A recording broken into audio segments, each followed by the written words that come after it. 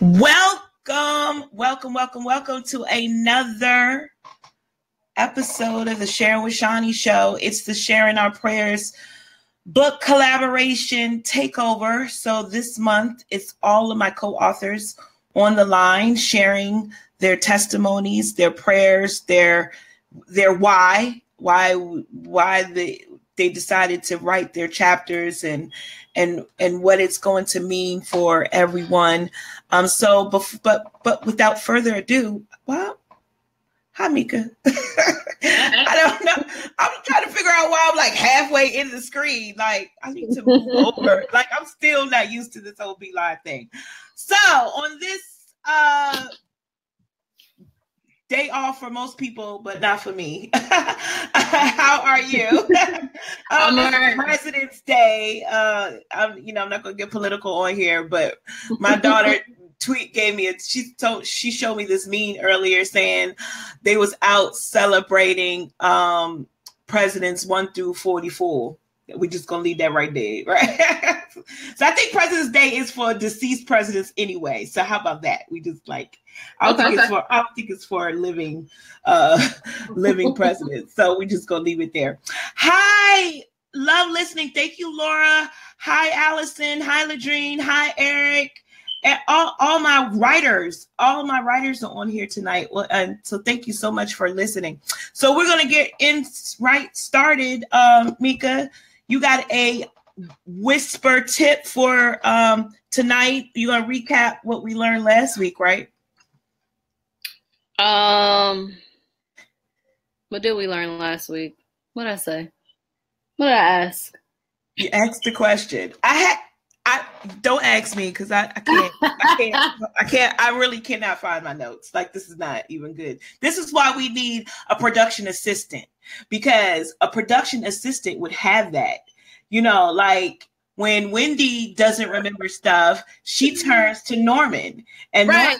remember and gives her feedback. Right? Okay, we need a Norman. And when Kelly live, who is the Gelman? Right? When Regis Gelman would feed information to them. So if y'all were listening last week, can you remind us what we were supposed to be learning? That's a doggone shame. I feel it's like I can remember because I remember Jamila commented about it, and it was a good topic. It'll come to me. Okay. But today's whisper is how committed are you to yourself? How committed to self are you? So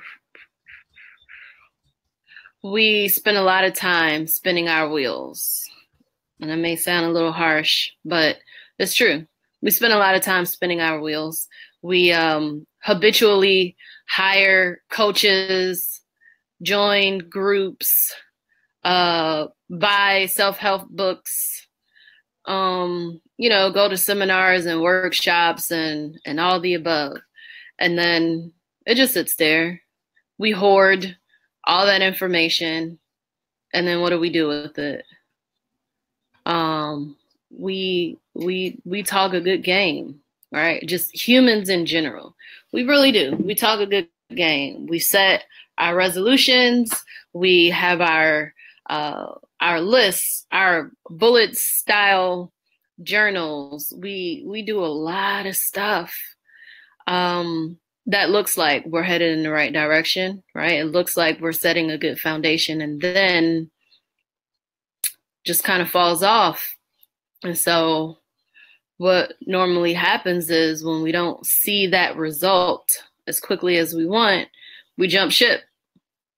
And so like I've shared before that, I have a military-ish style history background, right? I wasn't in the military, but, junior ROTC, working for the military, growing up with a very structured style family, a little Black Panther cup, all the above. So I have that mentality, you know, that structure, that focus, that results driven mentality.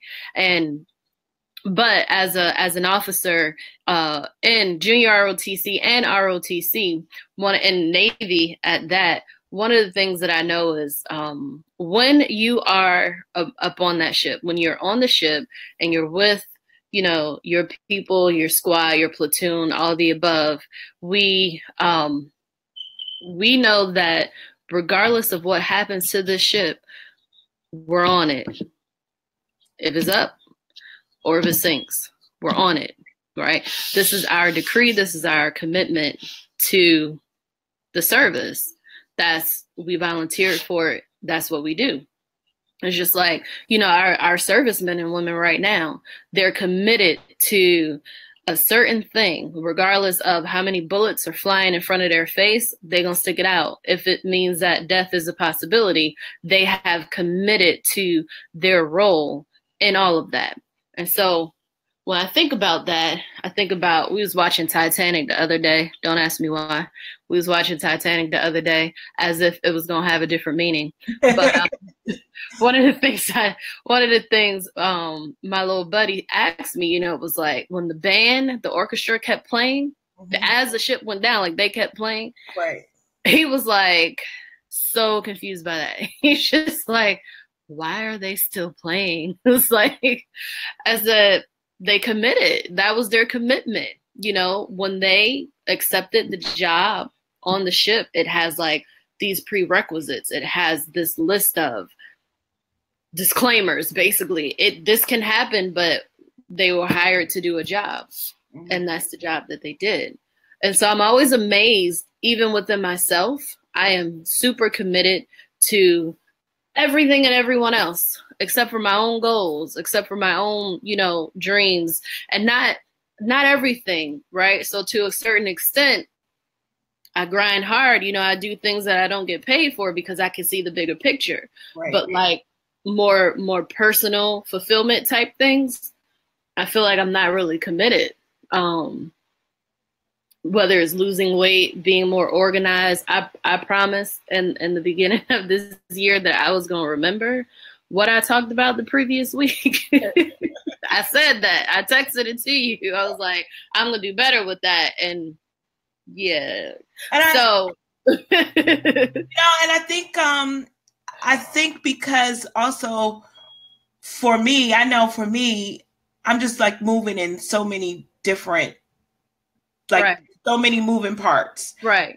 And so it's like, and I'm having so many conversations with people. It's like, okay, yeah, that was good, but it's definitely commitment. I think is, that is hard for a lot of people to stay committed. Right.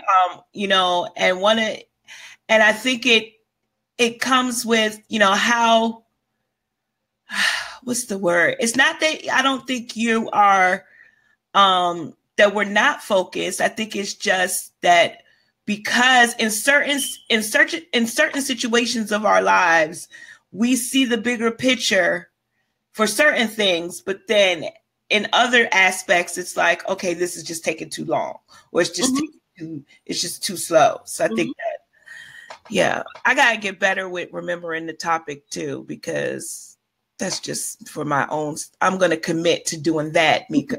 I'm gonna start there. Yeah. Like, even if I have to put a sticky note right here on the. No, I know. I feel like I put it in my phone, but I don't want to like reach down and read it because that's my lack of preparation. Like I just walked in the door, washed my hair because it's been needing to be washed, and I was like, oh, it's 8:00. Let me run over here, you know. Right. But one of the things that I don't know, envy, jealousy, I try not to use those words, but one of the things that I aspire to be a little more like, I think about like bodybuilders, fitness competitive people, and not just regular fitness people, but more like fitness competitor people, because when they say they're going to do something, they commit to it. No matter what, no matter how bad they wanted that slice of cake, it is like, I have a goal and I need certain results for it. You know, I have a competition 6 months out, right? And it's really 6 months out. They start training for this, and it's like tunnel vision. One of the things you mentioned earlier is actually a factor. You said, I'm pulled in so many different directions. That is a factor to it, right? So how many different things can we commit to? Is it possible to commit to more than one thing? When we have a bigger picture in mind, it's broken down into little parts, right? So how many different things can we commit to at one time? Is it on us to refocus and break down these bigger pictures into smaller pictures that we can then focus on and commit to right there in that moment? We finish that one and then we move on to the next. So we're still, working towards that bigger picture goal, but we haven't lost any focus. We haven't lost any commitment. The self-discipline and the willpower is very present, to where every single step that we take is in line with that bigger picture. When I watch a like a fitness competitor, every single thing that they do from the time they wake up to the time they go to sleep is with that competition in mind. That's it. It's like, I got tunnel vision. So if I need to wake up early, I'm going to wake up early. If I have to drink more water, I'm going to drink more water. If I need to seam this food and buy a food scale to do, like, every single decision they make is about that competition 6 months down the line. Mm-hmm. I love it because that takes a lot of self-discipline and a lot of commitment to say, I got 6 months and I know that if I ate this slice of cake, it wouldn't really, completely derail me, but that's not a part of the regimen. So we can't do that. Right. We can't do that until I meet the goal. Once the competition is over, then I can have cheat day. Then I can sleep in a little bit. Then I can say, I'll work out for 30 minutes a day versus an hour and 30 minutes, whatever it might be. So that's the commitment that I'm talking about. Mm-hmm. So how committed are we to self? How committed are we to self? That's good. Are we to self? And Mika, how can people get in contact with you? I'll drink to that juice bar, all of our handles, and I'll drink to that juicebar.com. Awesome. And you're doing for the month of February, you were doing the cooking classes? Yeah. Mm-hmm. Okay. Yep. I had a 6-year-old, an 8-year-old, and a 9-year-old. They were cousins. It was for their birthday party. I went and we did some cooking lessons and they learned how they could, to a certain extent work the stove, but most of it was like food prep. And then of course, with adult supervision, they learn how they can like cook a little afternoon light meal for after school. Awesome. It was fun. Awesome. And you got a book coming out. Do you have the book? Can you show the book? Papaya Splendid Adventure? Yes. I can. So it's out. It's for sale. Let's see.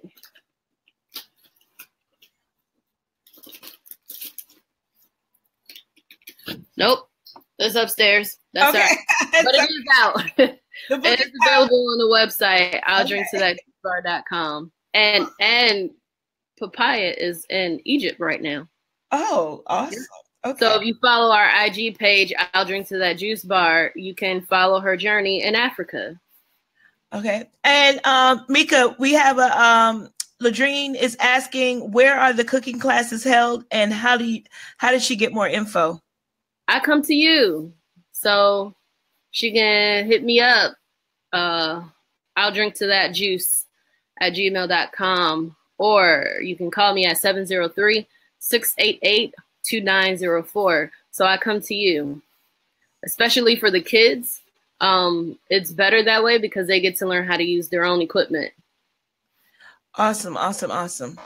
Thank you so much. I'm going to remember how do you stay committed to self? Yep. I already put it on my sticky note. I put it in my phone. All right, Mika, thank you. You have a good night. All right, peace. Bye. So without further ado, I'm really excited. I'm really excited about this project. It has been, oh my goodness, maybe 9 months in the works. And I am just so excited about all of us coming together, and then just this whole experience. I can't even call it sisterhood because there's one male in the book, but sharing our prayers is 12 testimonies on spiritual habits to improve your life. And, you know, in this day and age where there's so much in the world that is happening, you know, you hear you have to pray. You know, we got to go back to pray. And that is, and I'm not knocking that because I write books on prayer. But what I am going to challenge people over the next, you know, during the summit that we're getting ready to have, we're going to have a telesummit on the 1st and 2nd of March. And then again, and then our book signing is in, I'm sorry, I had to go. And our book signing is on March 3rd. And so without, what I want to challenge people is that prayer has to lead to action. Prayer has to, you can pray for water, and you're going to be led to the well, but it's up to you if you take the water, if you take that pail and get you something to drink. Does that make sense? And so my goal for this book is that while you're praying, that in your prayers, that you hear a word and that you act upon the word, because we have a duty to each other to change our communities. We can't wait for someone else to do it. It needs to start with us. If not us, who? If not when? If not now, when? That's pretty much what it comes down to. So without further ado, I don't know why you can't see me I don't like the way this looks. Let's do it this way. Okay, without further ado, I'd like to welcome two of my co-hosts. So last week, I had to do a round robin. So I have Veronica Howard and Knighten Warfield here, and I'm going to let them introduce themselves. So first, starting with Miss Veronica, how are you tonight? I'm wonderful. And yourself? Hi, guys. I'm doing well. And so can you tell us a little bit about yourself in your own words? Okay. My name is Veronica Howard. You all know that. This is my first book that I co-author in. I'm a 2-time cancer survivor, and I speak to that in the book. I'm also a mother to adult children, and I have a grandson. That's a piece of work. I love him to death. I'm in the Cancer Society group at my church, at Mount Eden Baptist Church. What else I do? I work in the kitchen ministry. You know, I like to help people, so I'm kind of like always around trying to help somebody clean up or do something or get something together, organize something. My sister, she always doing something, so I'm just running behind her, picking up the little pieces, trying to help her out, trying to learn things. Awesome. Yeah, she is always doing something. And your sister is a co-author too, Ladrine Peterson. So I two sisters. What are the odds of that? Like this, I'm trying to tell you guys, this book is so special.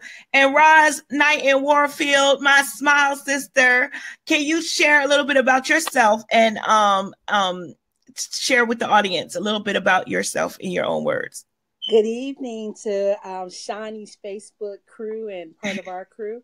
You are loved, appreciated, celebrated, and valued. My name is Knighten Warfield, and I am known as the Catapulting Smile Strategist. SMILE is an acronym for Simply Make Intentional Love Encounters, starting with yourself. And I think that's the only time that God lets us be selfish, is because we have to understand to love ourselves first to be able to help others. And I'm a wife. I'm a grandmother. I call it grandmother. Didn't have to have my own children, but I have bonus children. So that gave me bonus grandchildren that I love. And that's Caden and Kyle. So just in case, if they're watching, hey, Caden. And we're happen to be doing prayer time every morning for 40 days. And also also doing the power of I am. Caden is 8, and we are helping him with his power of words, his arsenal of words. So that's what we've been doing. And I think prayer is so important. It is a way of direct communication with the Father each and every day. And I think that through prayer, it allows us not to go into our ego self, which my husband names mine Miss Such a Much. If we learn how to pray, if we learn how to pray first before we put our foot in our mouth or have our mind go into the gutter of the muckety muck of life, then just the simplest prayer can say, Father, help me, or if Jesus wept, Jesus, I know you weeping because I'm acting a fool again. So, right. So that's how it is. But it is an honor. I have written several books and have done a couple of the anthologies. Been a part of some magazines with some good friends over in Nigeria. I've also done prayer. When I thought I was going to give up, my first coach, Coach Anna McCoy, she said she needed a prayer person because her life was rolling. I was about to give up being a woman acting in my, and I got to do that and do some writings for that. So I saw my grandmother, I saw my mother praying where it wasn't just because they needed, it was on a daily basis, often whether it was good, bad, in between, left, right, upside down, or whatever. So I think I'm thankful that I just happened to be into that environment where it didn't feel like it had to be forced on me.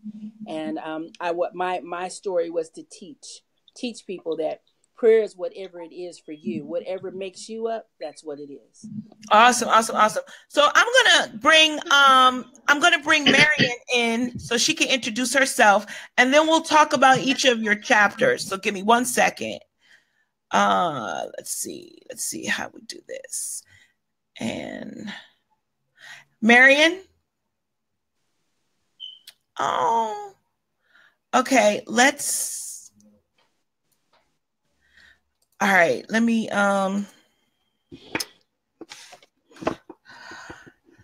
Okay, so we got a little technical difficulties, but that's okay. Let me get her back on. But back to you, Veronica. You wrote your chapter. Your chapter's called Father-Daughter Relationship. So can you tell me why you titled your chapter that, and what do you want the reader to learn from your chapter?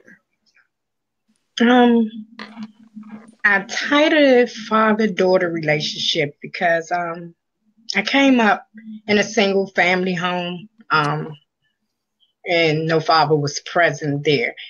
But later on, I came across my father in a peculiar way, and you have to get the book to find out exactly how did I come across him. But it was some ups and it was some downs. But through it all, I prayed and I asked God to help me to forgive, to love on him regardless of whatever happened. And it got a little better. Time is still ticking. Things are still progressing in the situation, but prayer helped me through the whole situation. Coming to find out, I'm the oldest of a couple of kids, but all that's in the book is, it's good. It's worth reading, but it's just about my relationship with my father, who was a deacon, and how we end up talking and with each other and learn to accept what wasn't accepted back then during the time that all of this transpired, and how to know that he still was a human being, even though that he loved God. He still was human. He still made mistakes too. So I just wrote a father-daughter relationship because it basically is talk about me and him learning to love each other, learning to know each other, and just getting in a better place from where we was at from when I was 5 years old. But it's a lot of ups and downs in the book again. But it's worth reading. It's a lot of praying I did through the whole situation, because I try to not be so angry. You know, I try to forgive him and understand his point and where he was coming from. And I try to just move forward from that point on and try to love like God told us to love one another. And it was some work I had to do. And, you know, throughout the whole time, it was some work, some praying I had to do, because that forgiving part, you know, was kind of rough for me. But it worked out. It worked out all in good faith. Yeah, it worked out. Awesome, awesome, awesome. Let me bring Marian is back in, so I'm going to bring her on in 5, 4, 3, 2, 1. And so, hi, Marian. How are you? Awesome, awesome, awesome. Let me bring Marian is back in, so I'm going to bring her on. I think there's some double replay. Somebody might be listening. And hi, Marian. How are you? Hi, Shani. How are you? I'm doing well. Can you tell us a little bit about yourself in your own words?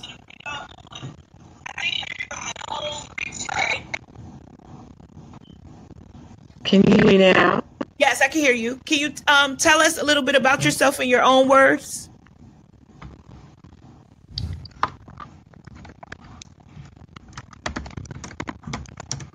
Can you hear me, Shani? Yes. Can you hear me? Hello?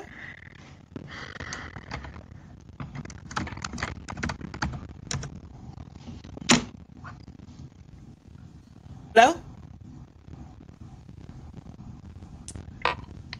We can hear you. Can everybody? We can hear you, right? Can people hear? Roz, can you hear her? I thought she was talking. I heard her. I can see. She might be. Her system might be on mute. Can You you can hear me? Yeah. Okay. I can't hear you. You can't hear. It's probably she probably needed to do her own sound. Right. So let me go back. So share with Roz, your chapter is called the Fallout Prayer. So can you share a little bit about why you named your chapter that? One of the reasons I named out the chapter the Fallout Prayer was prayer. I think of prayer as rain. I even had named it, and we had to do some editing, but when there's an atomic bomb, we didn't want to take it in a negative way, but the fallout of the atomic bomb to come down on people, to be purposeful in the prayer. So we renamed, and I think we even rewrote some things about rain, because we didn't want people to take it in even though it was a metaphor, we didn't want them to take it in a derogative way. But the fallout of prayer for me was when everybody understands, embraces rather new, seasoned, innovating prayer. When they do prayer, it's like a shield that starts covering everyone. It opens up a frequency that prayer is going about throughout the world, that whomever is the hub at that moment, that it will spoke out. So like for us, there's 12 of us. Even though I haven't been there, each time I get with the team, I know that they've been praying for me, even though everybody's in the same city. And it's just a delight for us to connect, and through prayer for the project. So the fallout of prayer, once again, is, how does it, supernatural rain falling on everyone. And when you get wet, you're actually getting wet with prayer, because someone is praying for you and interceding on your behalf. Mm-hmm. All right. I feel bad because I'm listening to you, but I'm trying to get Marian on too. But yeah, I totally agree with you, Roz. I think, and I like your analogy about calling it like using the bomb shelter, because sometimes when everything around you is going crazy, you have to fall in to a shelter, right? Yes. And you have to fall in, because that's all that's all we can do at that moment, right? Yes. And it's definitely, you know, using terminology from the war room, you know, it's definitely our number one tactical. It's a tactical method on how we can, because we know that we don't fight against flesh and blood. Yes. Right. And so we don't fight against flesh and blood. So prayer is going to be, that's how we're going to get what we need, the information we need to fight whatever battle that it is that we're fighting, is through prayer. Like that's how we get the answers. Yeah. And it's not just about praying, but then there's the listening too. Because a lot of times we pray, but then we forget that we got to wait for the answer. Like we just pray, or we get the answer and then we don't do anything with it. Like, what are you doing? So, I'm going to try to get, let me try to get Marian back on. Give me 1 second. And we're going to try this again. Marian? Hi, can you hear me? Yes, we can hear you. But your screen is like it's okay. All right, is it better? Modern technology. Modern technology. Yes. So, Marian, I have this. Can you share a little bit about yourself in your own words with us? Okay, thank you. Well, it's an absolute honor to be on your program tonight. And hi to everyone. Hi to all your guests and all your listeners. So I am a preacher's daughter, preacher's kid, and I think they call them PK. I am one of 12. My parents had 13 children and 12 living. And so I am the oldest girl of all of the 12. Wow. And so, yeah, I'm a preacher's daughter. My grandfather was a preacher, and my mother's an evangelist now, and just came from a long line of evangelists and preachers and pastors and so on and so forth. So grew up around prayer and in church and that kind of thing.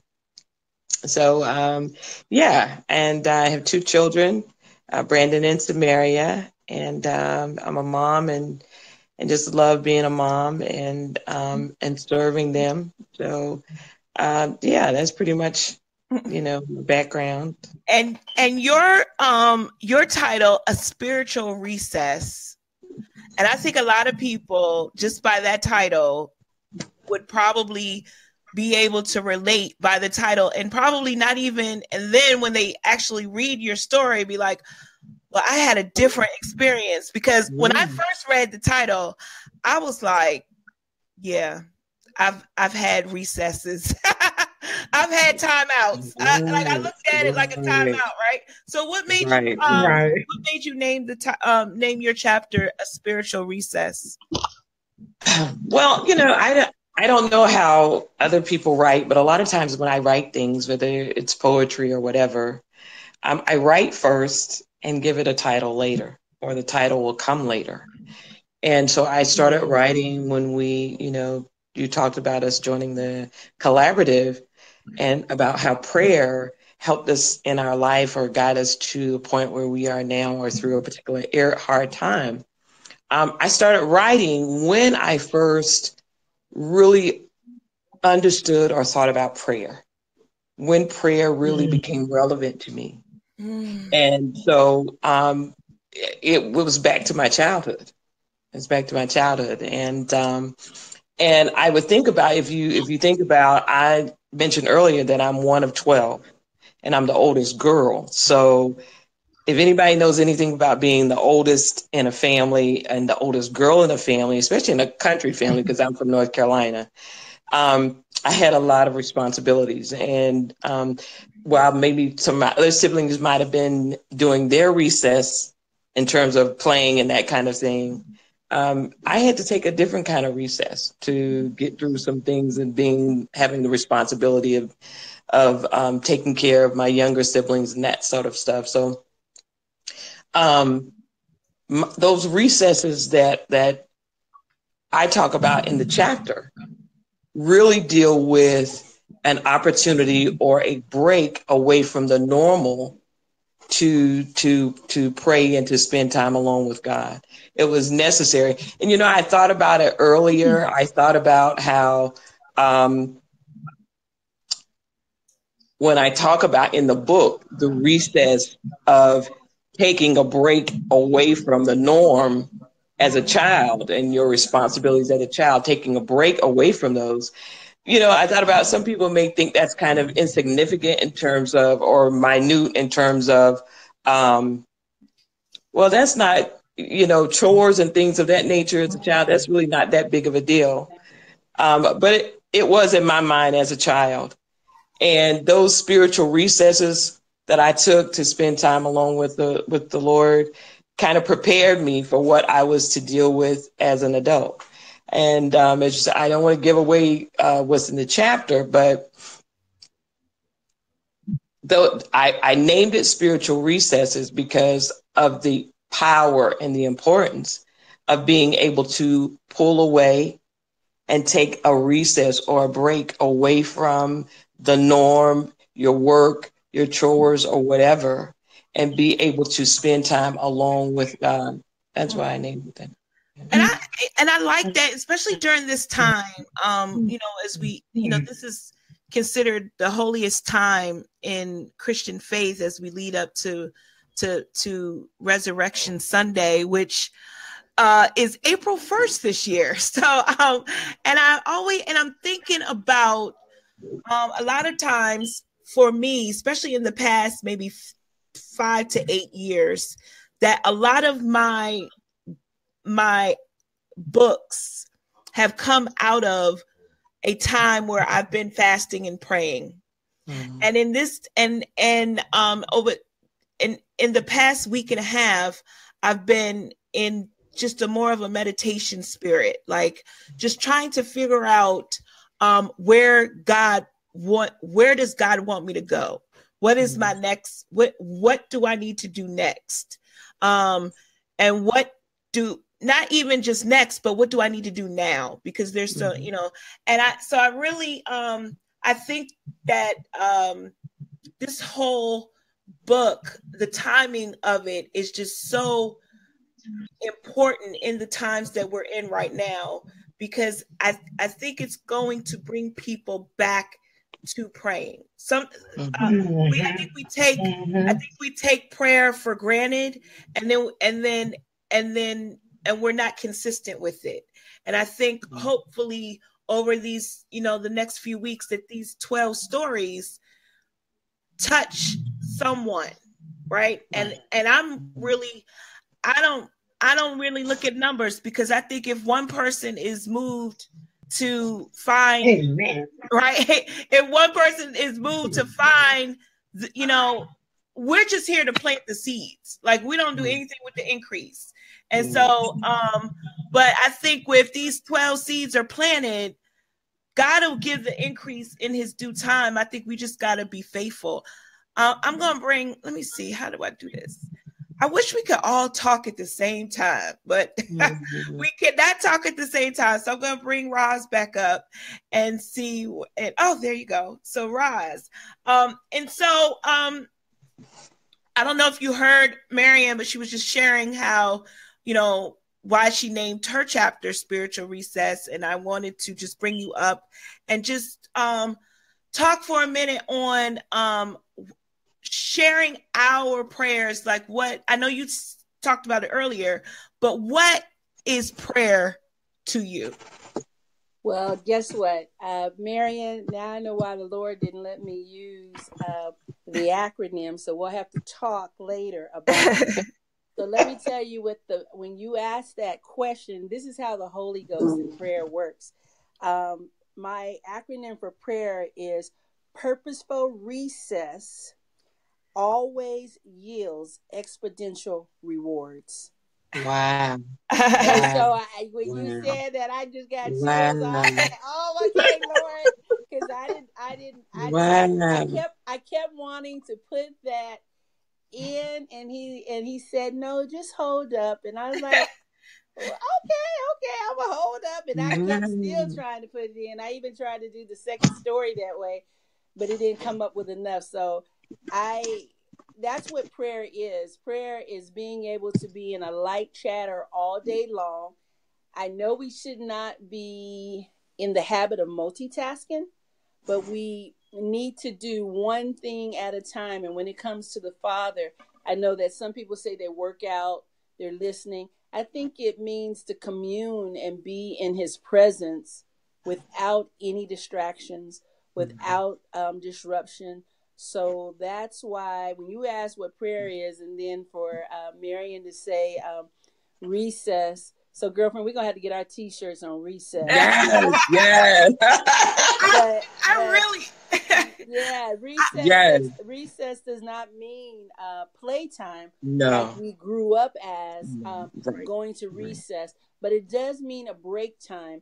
A break time to be able to be with the Father, to take it to another level of being with the Father. So, girl, I can't wait till I meet you. I'll be there on the 28th. We'll meet each other before the 3rd. Yes. So, purposeful reset always yields exponential rewards. And I was talking to a girlfriend the other day. She said, thank you for letting me know that, because if I hadn't have known that acronym, when she lost her father, she said, Daddy's he was winning here and now he's winning more. I said, yeah, that's the way we should think about it. But our ego does not embrace the next level of where there's a grander life. And that's why another reason prayer is so important too, when we're hurting, when we're grieving, if there's a lost job, if there's a divorce. I mean, we just don't really realize how much prayer helps us out. Absolutely. Let me get Renee in on the conversation. With me 1 second. And Renee, just going back to you, can you tell us what is prayer? What is your meaning of prayer in your own words? My meaning of prayer is getting a closer relationship with God, speaking to him, listening to him, and doing his will. So I look at prayer as something that helps my mind calm down when I have prayer means to me to go in a secret place and just kind of open up to God and hear God and just be at peace with everything you're going through, knowing that God is going to see you through while you're going through. You know, a lot of times we don't want to go through the trials and the tribulations and stuff that we go through.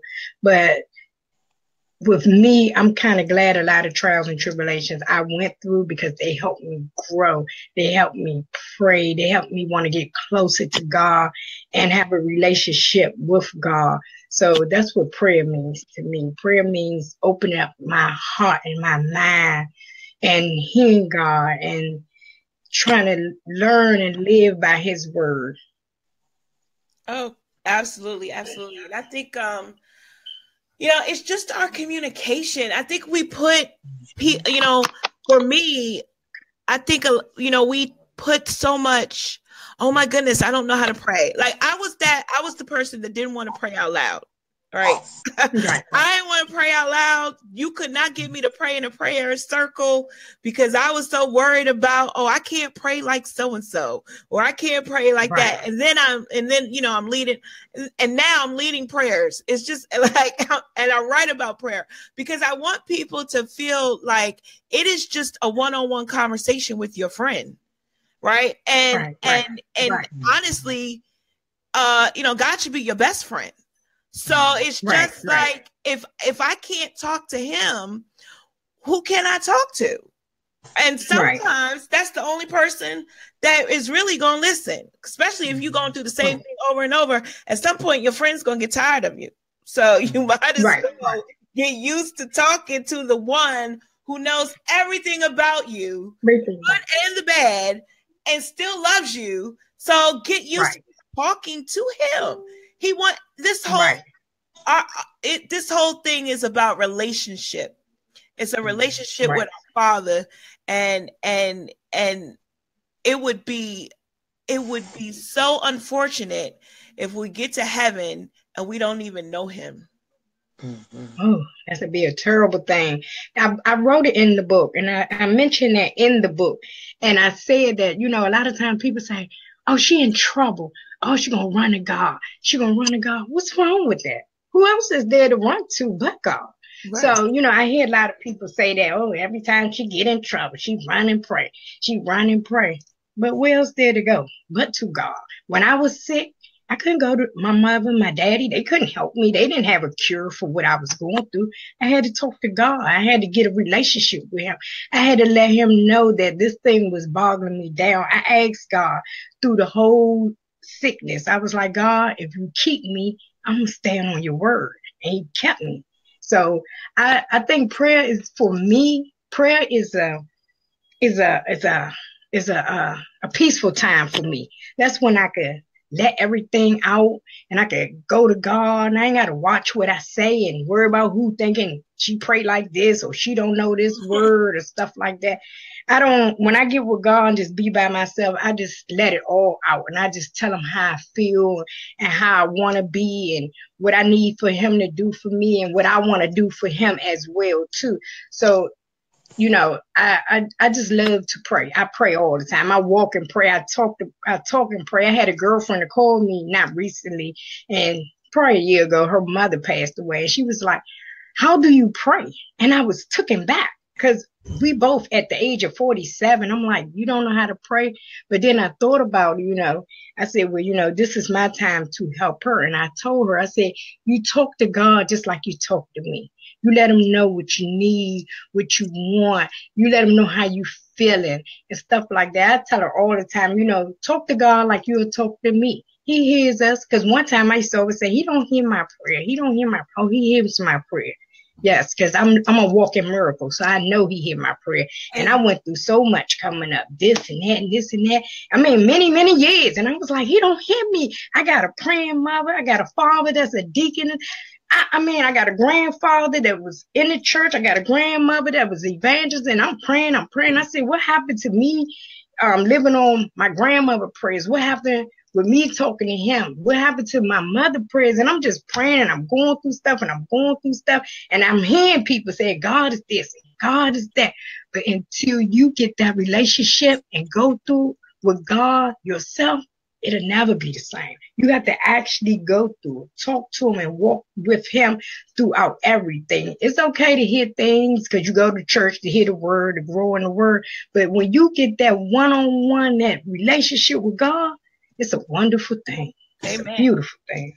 Yeah, because we're not going to be able to get to heaven on our parents' faith or our grandparents' faith. I heard someone say a long time ago, God doesn't have grandchildren. So it's just like he doesn't have grandchildren, so you have to know him for yourself. We're live with 3 of the co-authors for the Sharing Our Prayers book collaboration. I'm so excited about this project. Our book signing is March the 3rd. So if you're in the Washington, D.C. area, please come out on March the 3rd at 2:00. We will all be there live and in effect at 2 p.m. where we're going to just share. We're going to have a good time. It's going to be a party. It's going to be amazing. I don't even know what else to say about it, but I will, let me say, so Ladrine, so we have a lot of our co-authors are listening tonight, and I thank you all, Ladrine, Yolanda, Allison, shout out to all of you, Milton, our only male in the group. He said connected, won this whole. So I thank all of you for listening. Felicia says, prayer is our godly weapon to be used to protect us and to shield us from the flesh and blood that harms us. Amen.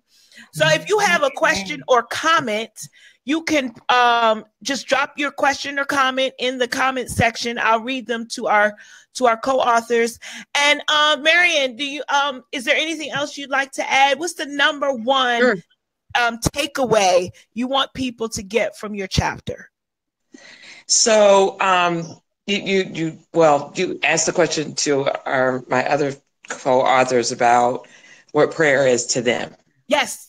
And so I just want, not only for my chapter, but for the entire book, I would love for the person who purchases the book to understand through my story and through all of the stories that are shared, the power of prayer and how important prayer is in your everyday life. You know, I go back, like I said, to my childhood and what prayer really meant to me then. And this is the same thing it means to me now, which is a spiritual recess, right?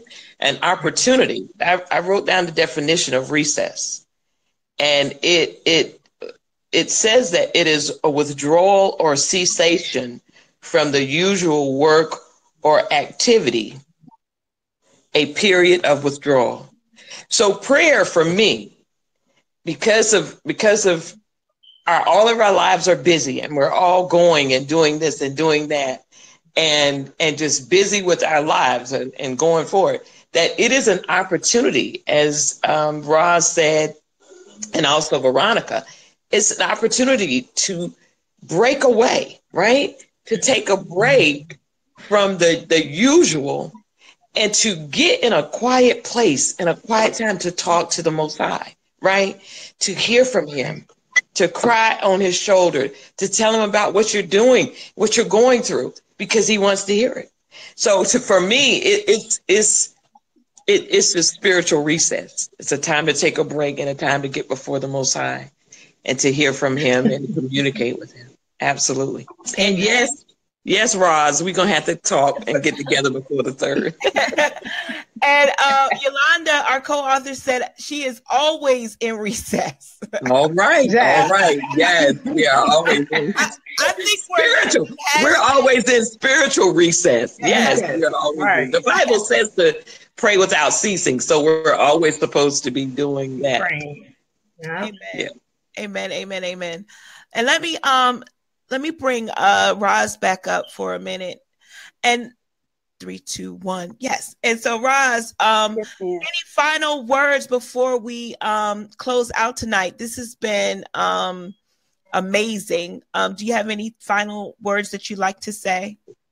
My final words are that those who may be listening, or those of us who are listening who are very comfortable with prayer, that we will pray for a fallout for others to be just as comfortable with prayer, because the more synergy into the supernatural realm that we can do, calling for the Father and what I call Jehovah Kayil, an army rising up.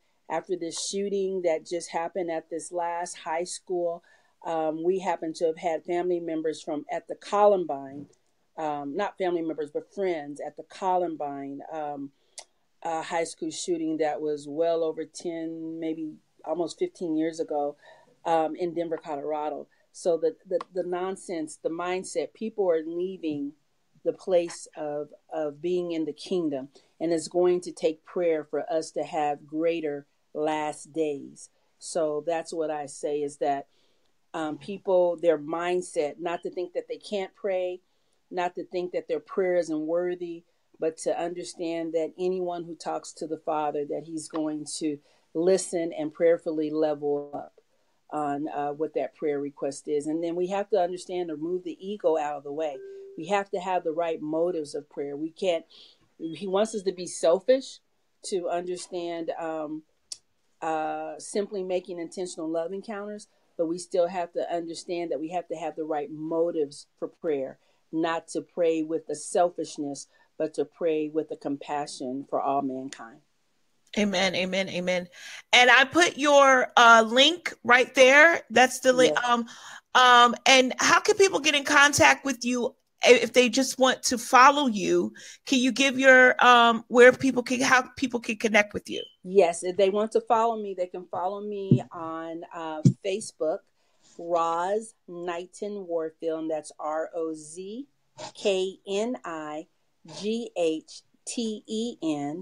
and last name Warfield, Warfield, on Facebook. And I have no problem because God is the greater Father. My number is 214-649-8709. So those who are out there, just look at me. I'm almost 60, and I started writing books before I set up the company. So just start wherever you are, and I'm an example of that. So everything might not be in place, but God will put the mentors and the teachers and the experts in place so that you can build up the kingdom, the download that he has given to you to be a business of excellence. And I have a good friend, she says, #Deo, decent and in order, but don't let anything stop you. Just know that you're working towards excellence each and every moment. Amen. I like that. Mm-hmm. All right, Roz, I'll see you next week. I can't wait to see you. And Miss Marian, how can people get in contact with you? They can follow me on Facebook by my name, which is Marian Currie, Currie, or on Instagram at I am a shoe girl. Okay. Okay. Awesome. And I can't wait to see you next week also. Any final words for our viewers? I mean, I guess if anything, I would piggyback and kind of ditto what Roz said. Prayer has been a staple in my life. And because of the fact that I grew up around folk praying and hearing folk praying, that doesn't necessarily mean that you felt like your prayers were being heard or you so-called knew how to pray or whatever. But I think we just have to start somewhere, right? We just have to start somewhere by talking and returning to the Creator, talking to the one who made us, who made this, earth, and who made everything that was made, and go back and talk to him about what's going on in your life and what you're feeling, whether it's fear, whether it's frustration, whether, whatever it is, that we need to return to him. And so now is a time of, I believe you said it earlier, Shani, the time that we're living in is calling for us to return to prayer, right? Return to him. So that's those are my final words, that we need to just how to return and go back to what we knew, or what worked, which was prayer. Absolutely. And I thank you for coming on tonight as well. I can't wait to see you next week. Yeah. And Veronica, any final words for you tonight? Yes, I just want to say, no matter how big the problem is, how things look, just keep on praying. And the bigger the problem, the deeper you go into prayer.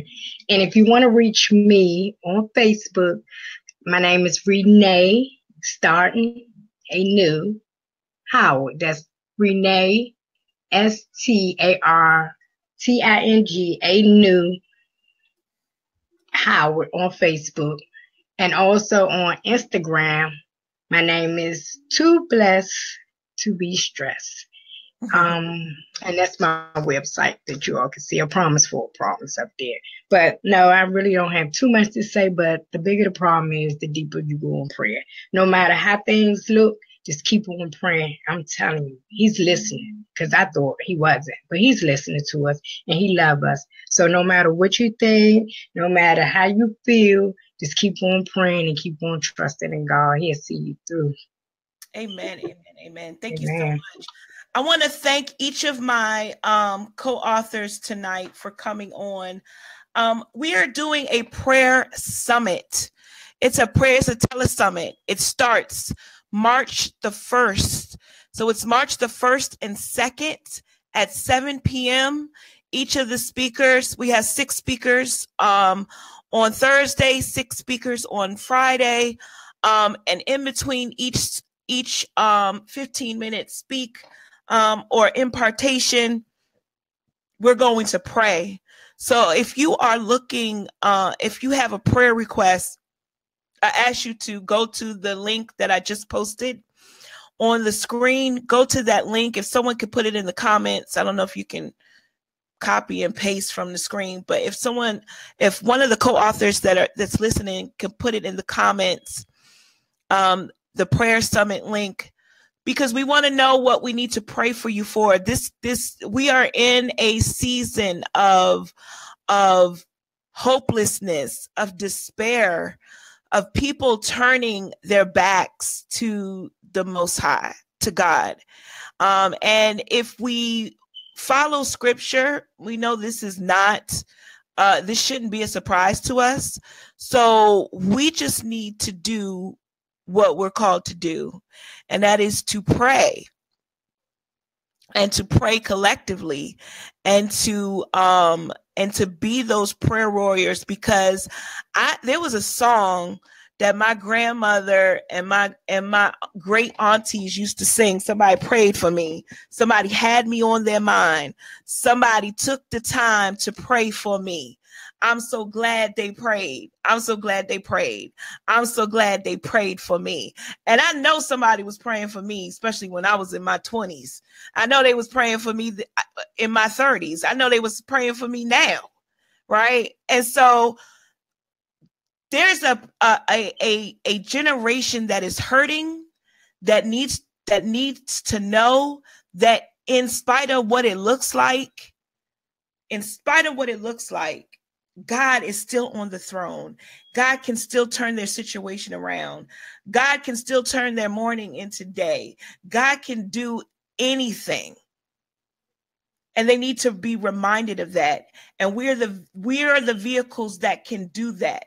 We are the people and the change agents that can do that. It starts with us. It doesn't start with anybody else. It starts with us. If not who, if not you, who, and if not now, when? Those are the 2 questions that you need to ask yourself. You need to ask yourself those things. So instead of saying, when are they going to get it together? When is someone going to change this and that? It is you. So if you don't like what's going on in your community, you have the power to change that. If you don't like your job, you have the power to change that.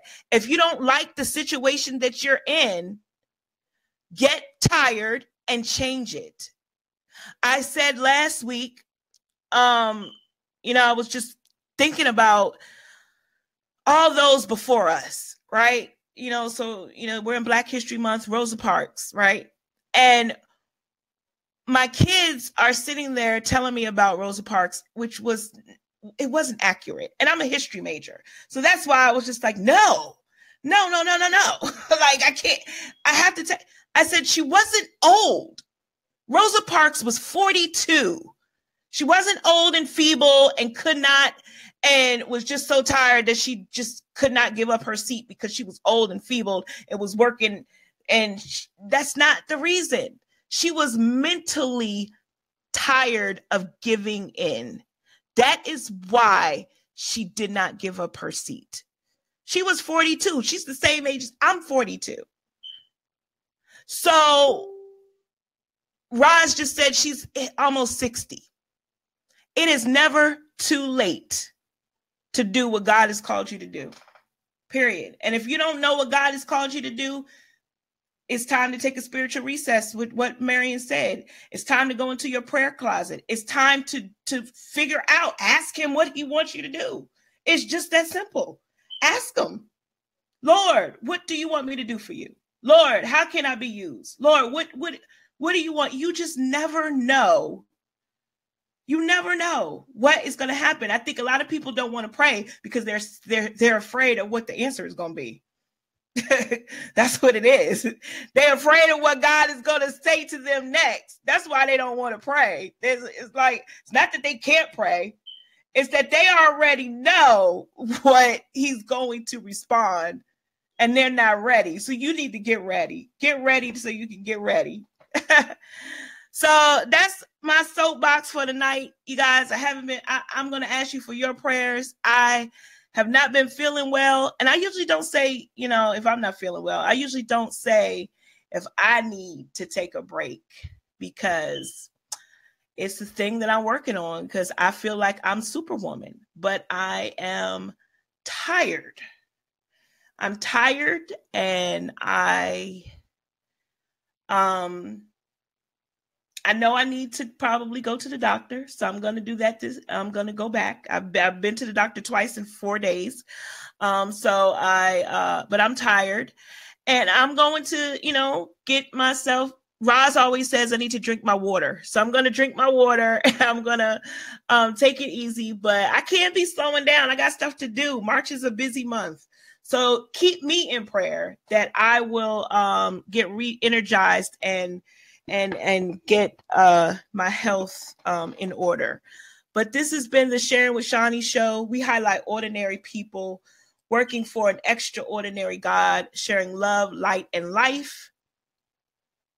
I thank you for listening. I thank you for coming on tonight. I thank Marian, Currie, Veronica, Howard, Roz, Knighten, Warfield for coming on tonight and sharing love, light, and life with all of you.